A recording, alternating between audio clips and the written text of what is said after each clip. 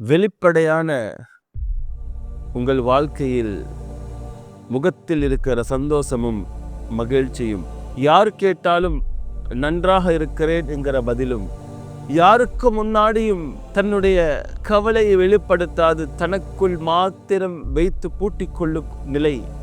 ஆனால் ஒரு கட்டத்தில் கண்ணீர் விட்டு கதறி அழுகிற அந்த நேரத்தில், அல்லாஹுடைய உதவியை எதிர்பார்க்கிற நேரத்தில் உங்கள் கண்ணீரை துடைப்பதற்கு இருப்பது ஒரே கரம், இறை கரம் மாத்திரம்.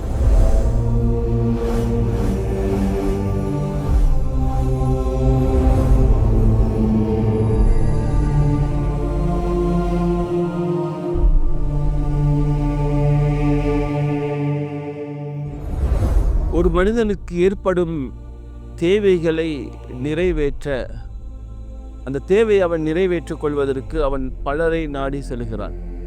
தன் பெற்றோருடைய மருத்துவத்திற்கு, தன் குழந்தையினுடைய படிப்புக்கு, நோயாளியினுடைய சுகத்திற்கு, செலவு செய்வதற்கு, முன்னேற்றத்திற்கு, ஒரு நல்ல நிலைக்கு வருவதற்கு அவன் பலரை நாடி செல்கிறான். இதில் அதிகமானவர்கள் ஏமாந்து மனமுடைந்து போய் நிற்கிற நிலைதான் அதிகம். இந்த மனிதன் பலரை நாடுகிற நேரத்தில் அவனுக்காக வேண்டி இருக்கிற, அவனை படைத்த ரப்பை நாடி ஒரு கணம் அவன் கண்ணீர் விட்டு அழுதிருந்தால், ஆள் மனதால் தன் ரப்பை அழைத்து தன் கஷ்டத்தையும் துன்பத்தையும் துயரத்தையும் தேவை அவன் சொல்லி அவனிடத்தில் கரம் உயர்த்தி பிறகு முயற்சித்தால் அவனுக்கு வரவேண்டிய ரிஸ்கை அல்லாஹ் முறையாக கொடுத்திருப்பான். நம்மள இருக்கிற மிகப்பெரிய பலவீனமே, இக்கட்டான சூழ்நிலைகள்ல ஒருவரை, வசதி படைத்தவரையும் தேவையுடையவரை, அதாவது யாரிடத்தில் போனால் தேவை நிறைவேறுமோ அவரைத்தான் நாடி செல்கிறோம். உதாரணத்திற்கு, தனக்கு ஒரு நோய், கஷ்டம், உடல் வேதனை என்று சொன்னால் நம் சிந்தனைக்கு வருவது வைத்தியர். செல்வது தவறல்ல, இங்கு நான் ஞாபகப்படுத்துவது, உங்களுக்காக வேண்டி அல்லாஹ் உங்களுடைய பிரார்த்தனை ஏற்றுக்கொள்வதற்காக வேண்டி அவன் இருக்கிறான் என்கிற பொழுது ஒரு வார்த்தை அவனிடத்தில் சொல்லிவிட்டு செய்யலாமே, ஒரு வார்த்தை அவனிடத்தில் முன்வைத்து விட்டு அந்த காரியத்தை மேற்கொள்ளலாமே.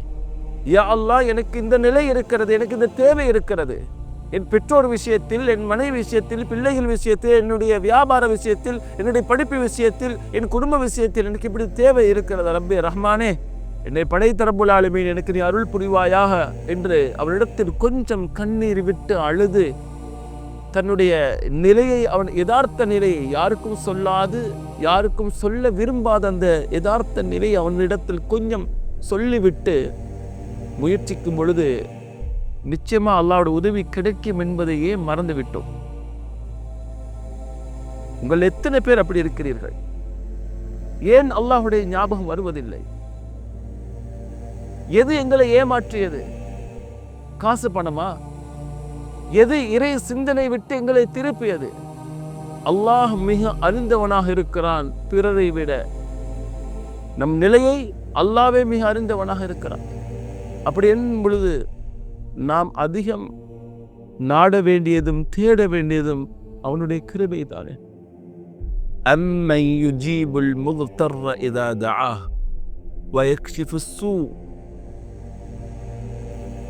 அம்மன் யுஜீபுல் முத்தர், தங்கடத்திலும் சங்கடத்திலும் கண்ணீரிலும் மூழ்கி கிடக்கிற அந்த மனிதனுடைய அழைப்புக்கு பதில் சொல்பவன் யார்? அல்லாஹ் கேட்கிறான். வ யக்ஷிஃபுஸ் ஸூ, அவனுக்கு ஏற்பட்டிருக்கிற கெடுதியை நீக்குபவன் யார்? அல்லாஹ்வை கேட்கிறான். அல்லாஹ்வை அதை ஞாபகப்படுத்துகிறான். நான் இருக்கிறேன் உனக்காக வேண்டி, என்னிடத்தில் ஏன் நீ கேட்க மறுக்கிறாய் என்பது இந்த வார்த்தையினுடைய சூசகம். சஹாபாக்கள், பெருமக்கள், சாலிஹீன்கள், அவுலியாக்கள், நல்லோர்கள் அத்துணை பேர்களும் தனக்கு ஒரு கஷ்டம் நஷ்டம் வரும்பொழுது அவர்கள் தேடியது யாரை?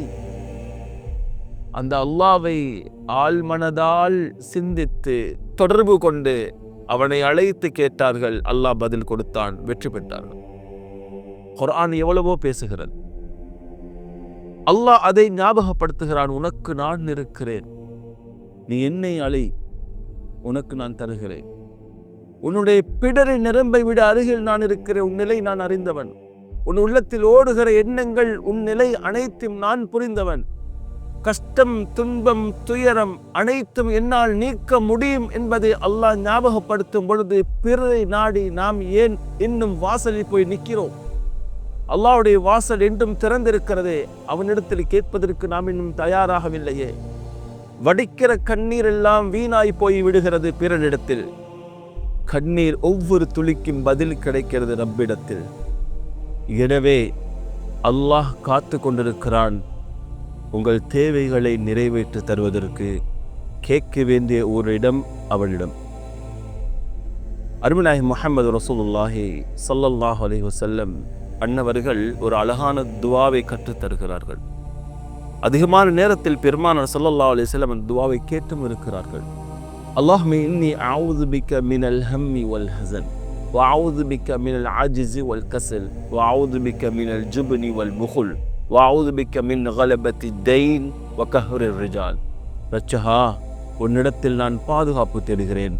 மினல் ஹம்மி வல் ஹஸன், யா அல்லாஹ் என்னை உருக்குகிற கவலையிலிருந்து, எனக்குள் இருக்கிற சோகத்தை விட்டும் கவலை விட்டும், கடந்த கால கவலை, நிகழ்கால கவலை, எதிர்கால கவலை என்கிற எல்லாவித கவலையிலிருந்தும் யா அல்லாஹ் உன்னிடத்தில் நான் பாதுகாப்பு தேடுகிறேன்.